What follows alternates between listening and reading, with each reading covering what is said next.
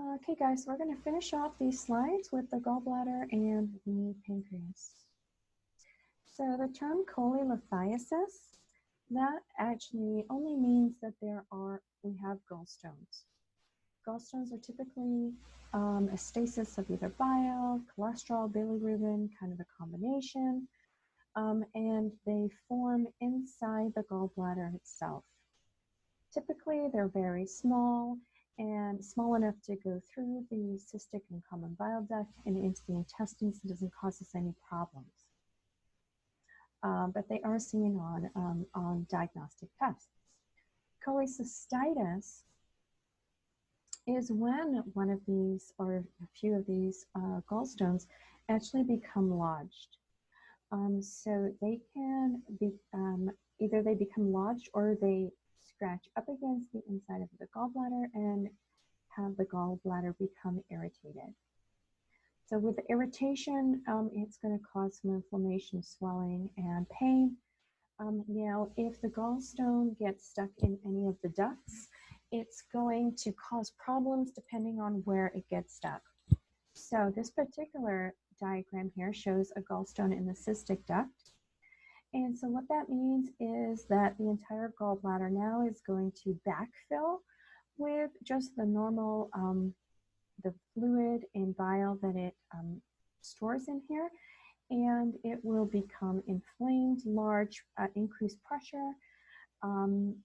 Because it'll be stagnant, it can become infected, lots of pain if this gallstone does not dislodge itself, and possible gallbladder removal. In this particular case, if there is no gallbladder removal, we would be giving fluids, bile acids to dissolve the cholesterol and the bile, and some antibiotics as a prophylactic measure. If the gallstone gets stuck in the common bile duct after the pancreas, then the pancreatic enzymes will backflow back into the pancreas and cause pancreatitis, which we'll get to in a moment. So depending on where these gallstones stop is where the problems can happen. So even with the common bile duct, it can, in the common bile duct, if the gallstone stops there, it can also cause a backup of fluid in the liver itself and causing hepatocyte injury. This is quite painful, and so we will be giving them narcotics, we will be giving them fluids. If the physician knows, maybe it's a repeat offender of gallstones, what the gallstones are, even if he doesn't, he might give bile acids just to dissolve the common stone, just in case that's what it is. It wouldn't cause any problems. And again, like I said, antibiotics.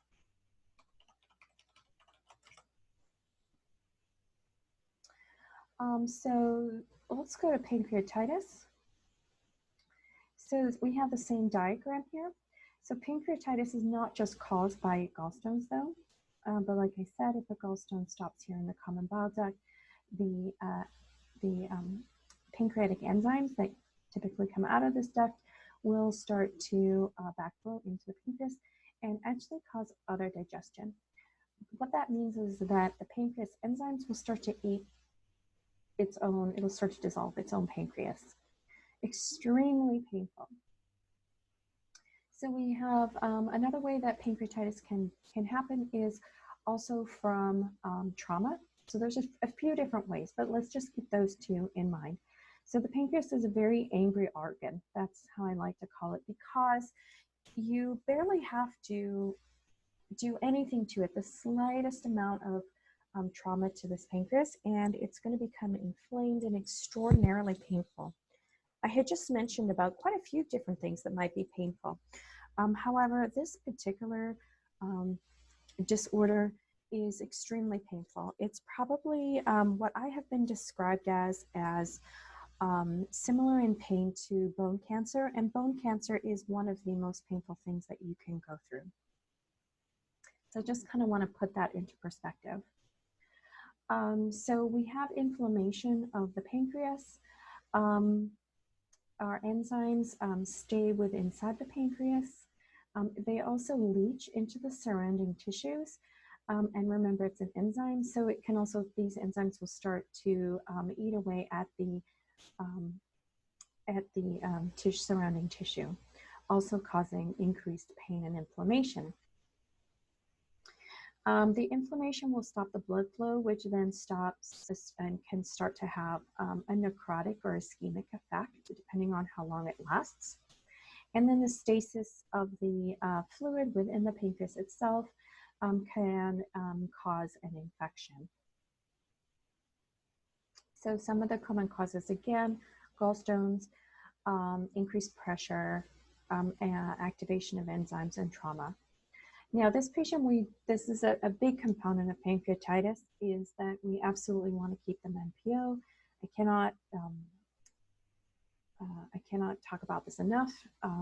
Someone comes into a room eating a hamburger, the patient is NPO, their salivary glands, the patient's salivary glands will start working, and that in itself will try to release the pancreatic enzymes, because the body thinks, that brain is thinking that they're going to eat. But they don't eat, and all we're doing is making this pancreas agitated because it can't release the enzymes, and then you get pain. So anytime this pancreas wants to release enzymes, it gets, there's more pressure, more enzymes, more damage to itself and surrounding areas equals more pain. So no ice cubes, no nothing that wets the mouth, because all of that increases your salivary glands, and your brain thinks that you're eating, and then this happens. All the medications are going to be done through IV, because even drinking water and taking a pill, again, will cause that enzyme excretion, a backup, and pain. Most people that have active and acute pancreatitis, even chronic pancreatitis, when they have a flare-up, will need very strong narcotics. That's obviously going to be in relationship to how many narcotics they've received before and how tolerant they are to them. We still want to start slow with the narcotics, but you will probably be giving these patients more narcotics than you do the average person, because of the pain as well. Other types of analgesics, the opioids. Imipenem seems to be a very good antibiotic for pancreatitis to prophylactically prevent infection. We want the H2 receptor blockers. That's supposed to be antagonist. So the H2, ranitidine, because even though this is the ranitidine and the protonics, these are all antacids, right? Well, again, if we have increased acids in our stomach, it is going to, you're going to have hunger pangs, and that is going to produce salivary glands, and it's also going to produce pancreatic enzymes, because your brain thinks that you need to eat. So histamine and proton pump inhibitors we want to give as well.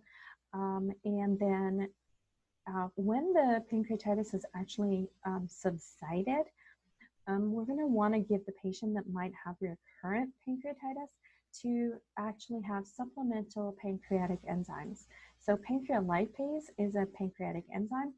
And then what that's going to do, it's going to help the pancreas. It's going to keep the inflammatory process at bay, because some people will just get pancreatitis repeated over and over and over again. So we want to decrease the workload of the pancreas as much as we can, and that will help by giving them pancreolipase. Thank you for listening to these long GI lectures.